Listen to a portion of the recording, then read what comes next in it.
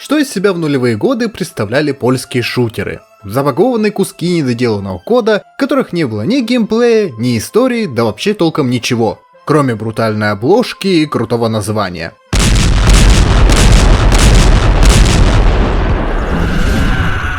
И данная история продолжалась бы и дальше, пока в 2004 году, как гром среди ясного неба, не появились летающие мужики со своим Painkiller, показав многим, кто здесь реальный батя среди польских шутеров. Поскольку Painkiller действительно добротный шутан, который, кстати, спустя столько лет, а именно 18, до сих пор неплохо играется. А все благодаря чему? Правильно, все благодаря великолепно отточенному геймплею, который здесь реально вкусный, в отличие от основной сюжетной линии, так как складывается ощущение, что бюджет сценария составил 2 пачки дошика и бутылку Балтики 9, поскольку всю историю можно поместить на один лист А4. В общем, летающие мужики в этом плане особо не заморачивались. Хотя на самом деле, это не настолько уж критичный момент, поскольку у нас тут мясной и аркадный шутер, основная суть которого заключается в уничтожении толп врагов и превращении их в фарш. А сюжет тут является таким приятным дополнением, словно специи, которые придают вкус и смысл всему этому мясному блюду.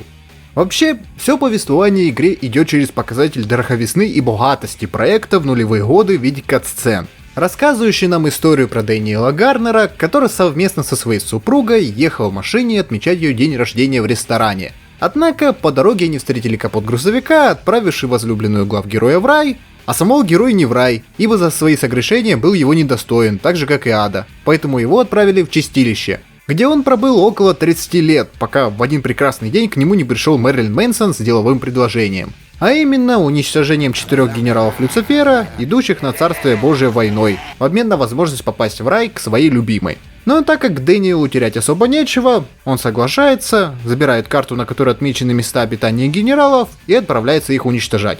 В дальнейшем он потом встретит на своем пути Еву, ту самую Еву, которая была создана из бараньего ребрышка под соусом терияки, изгнанная из рая за вкушение яблочной продукции, ибо нехуй придавать дроидные принципы. Короче, данная дамочка решила ни с того ни с сего помочь нашему протагонисту в поисках генералов. Мол, так и сяк, сатану надо остановить, поэтому я просто так тебе буду помогать. Вот, например, держу тебя в курсе, что демоны появляются из могил, которых в чистилище не должно быть, но какая-то паскуда их тут роет. Ок. В общем, наш ГГ решил с ней скооперироваться ради достижения одной общей цели по остановке сил зла. Ну, а я продолжу пересказ этой истории по ходу обзора, поскольку лучше в некоторых моментах совмещать сюжетную линию с другими элементами игры, потому что они переплетаются друг с другом.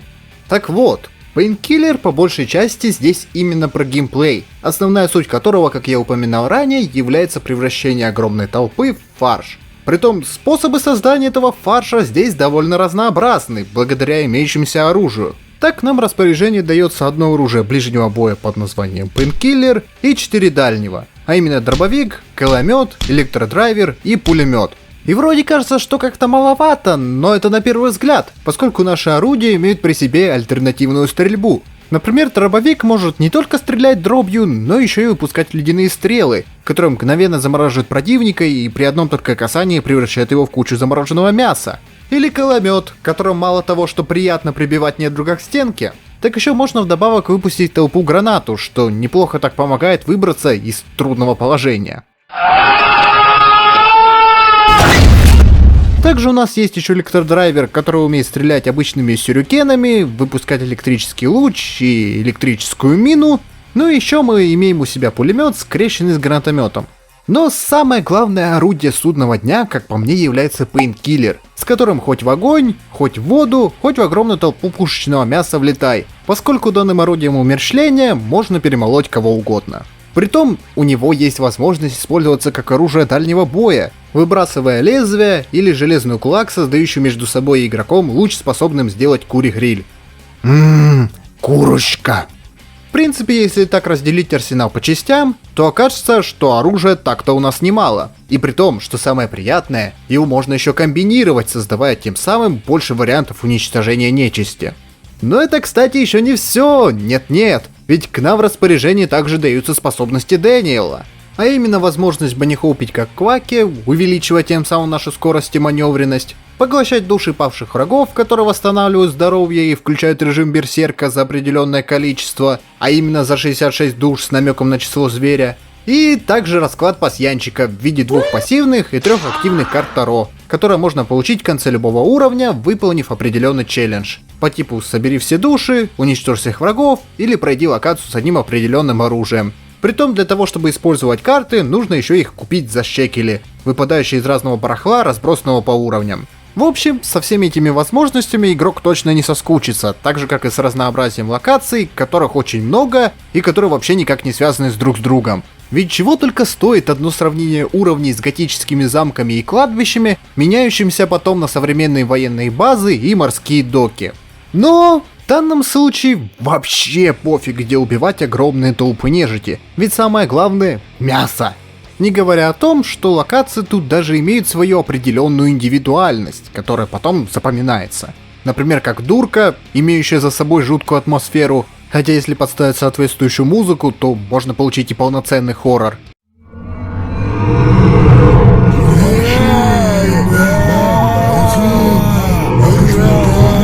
Или пылающий средневековый город с царящей анархией, насилием и обледеневшей летающей ведьмой. Или той же самой военной базой, отличающейся от всех уровней своей масштабностью и НЛО в ангаре.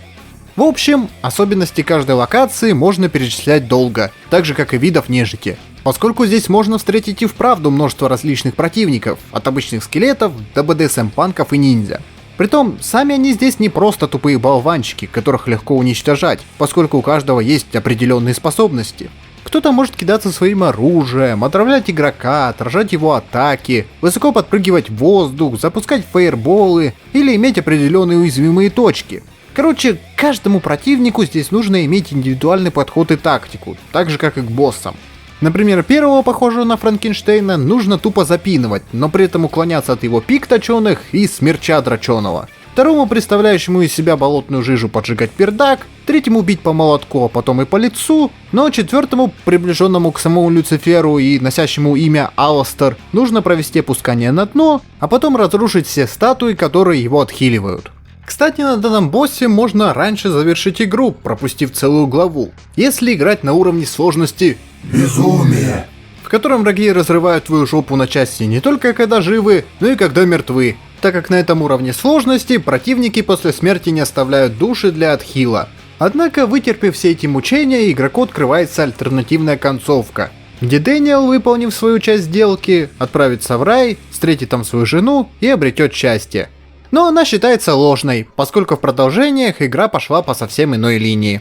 А именно по такой, что после того, как Дэниел уничтожил Аластера, Ева стала предчувствовать своей жопой, что что-то тут не так. Ибо если здесь тусовался этот здоровый демонюга, то значит и босс адской качалочки недалеко ошивается. И так оно и оказалось, потому что из ниоткуда появился Асмодеус, знакомый и по совместительству старый друг Дэниела, который помогал ему в поисках генералов и который оказался никем иным, как самим Люцифером, все это время рывшим чистилище могилы. В общем, из своей круглой зеленой оболочки он трансформировался в здорового черта и утащил за собой Еву в ад. А после также внезапно из ниоткуда появляется Мерлин Мэнсон и говорит, что все кончено. Задача выполнена успешно, поэтому можно и в рай отправиться. Однако сам ГГ не захотел туда идти, аргументируя это тем, что лучше он всю нечисть уничтожит сразу, чтобы потом его не дергали в раю, если снова такая ситуация повторится.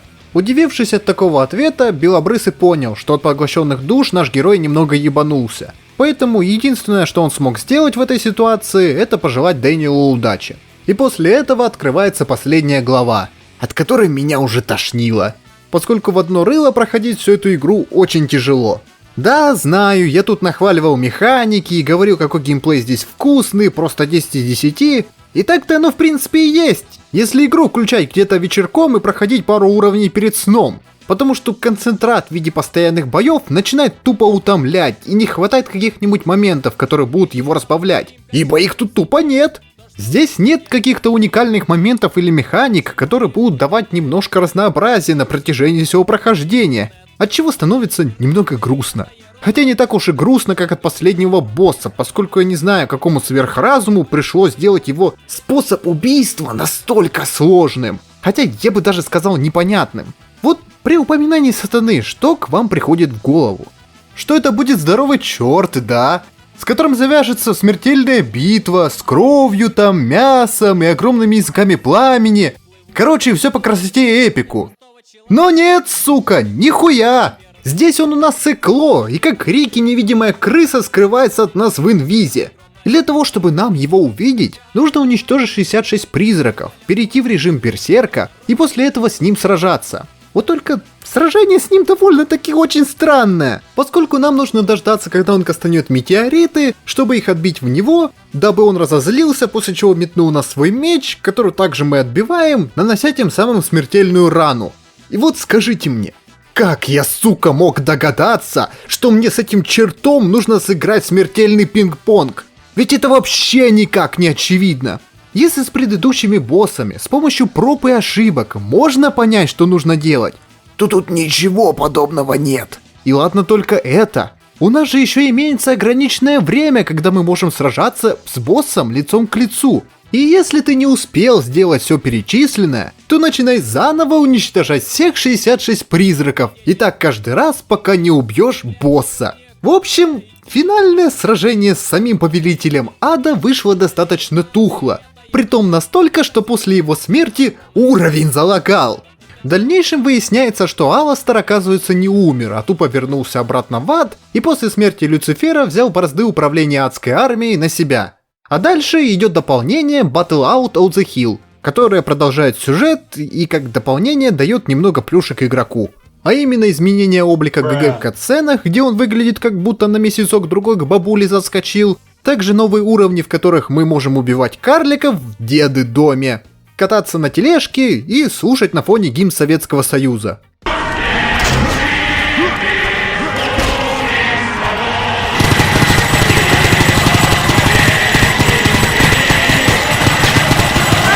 Еще в арсенал в этом дополнении игрок получил два оружия в виде арматуромета, который выступает как снайперская винтовка, и автомата скрещенного с огнеметом. И в принципе на этом все. Что насчет продолжения истории, то вначале Дэниел выбирается с Евой из самого ада с помощью телепортации, после они обсуждают дальнейший план действий, в котором суть та же, что и раньше, а именно уничтожить всю нечисть с Аластером, а потом отправиться в рай. Только во время обсуждения Ева предупредила ГГ, что после того, как мы убьем нашего нового правителя адом, нужно, чтобы ни одна тварь не смогла подойти к нему и не поглотить жизненную энергию с трупа, дабы не появился еще один босс качалки.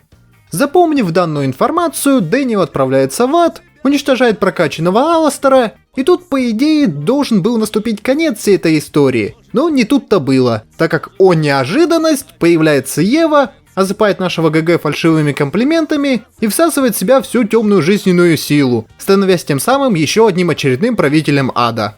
И после своей трансформации она предлагает Дэниелу присоединиться к ней, давая яблочный продукт как знак создания союза.